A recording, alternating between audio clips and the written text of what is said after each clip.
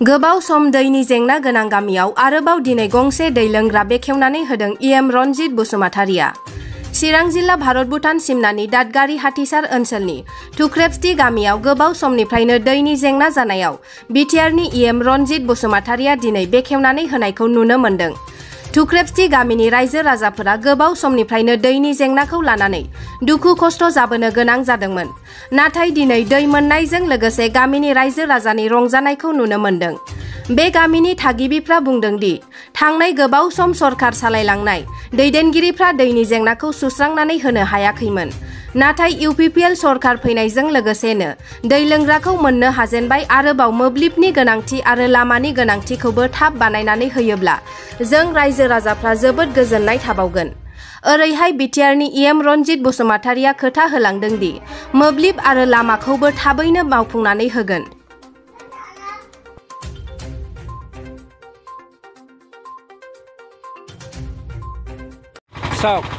भारत স্বাধীন হওয়াতে প্রায় ৭৫ বছর হয়ে গেল, কিন্তু আমার এই দাঁতগাড়ি অঞ্চলত ইণ্ডো ভূটান বৰ্ডাৰ যি গাঁওখনক আমি টুকৰি বস্তি বুলি জনা যায়, ইয়াত আমাৰ নেপালী আৰু বড়ো সম্প্ৰদায়ৰ মানুহসকল বসবাস কৰি আছে যুগ যুগ ধৰি।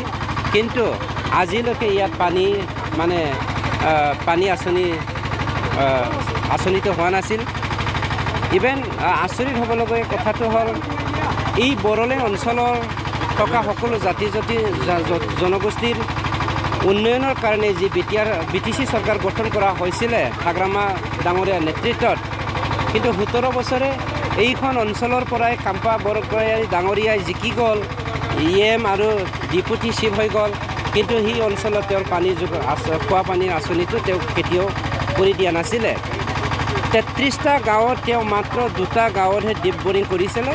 কিন্তু আজি আমাৰ প্ৰমোদ বড়ো ডাঙৰীয়াৰ নেতৃত্বত এই দাঁতগাড়ি অঞ্চলত ৩৩টা গাঁৱৰে ১৫টা গাঁৱত ডিপ বৰিং কৰি পেলাই আজি খোৱা পানী আঁচনি যোগান কৰি দিছে। এই যি পবিত্ৰ কাৰ্যটো আমি আজি কৰিলোঁ, ইয়াত এইখন গাঁৱত ৪৫০ ফিট তললৈকে আমি ডিপ বৰিং কৰি পেলাই আজি পানী যোগানৰ আঁচনিটো বনালোঁ। গতিকে ৰাইজে খুব সুখী, যিটোৰ কাৰণে তেওঁলোকে ষ্ট্ৰাগল কৰি আছিল। তেওঁলোকৰ খাবলৈ আছে, তেওঁলোকৰ সকলো আছে, কিন্তু খোৱা পানীৰ কাৰণে তেওঁলোকে পেট্ৰলতকৈ বেছি দাম দিব লগা হৈছিলে। আজি ইয়াৰ যি সমস্যা, সেই সমস্যাটো আমি সমাধান কৰিব পাৰিলোঁ। নাই, এইটো SOPDৰ পৰা বনোৱা হৈছে, SOPD ফাণ্ডৰ পৰা। এইখন গাঁৱত আমাৰ ২৭টা পৰিয়াল আছে। ২৭টা পৰিয়ালৰ কাৰণে এই আঁচনিটো বনোৱা হৈছে। গতিকে তেওঁলোকৰ নতুন জীৱন পৰিৱৰ্তন অহা নিচিনা তেওঁলোকে অনুভৱ কৰিছে বুলি মোৰ সন্মুখত তেওঁলোকে বা আমাৰ আগত তেওঁলোকে ক'লে।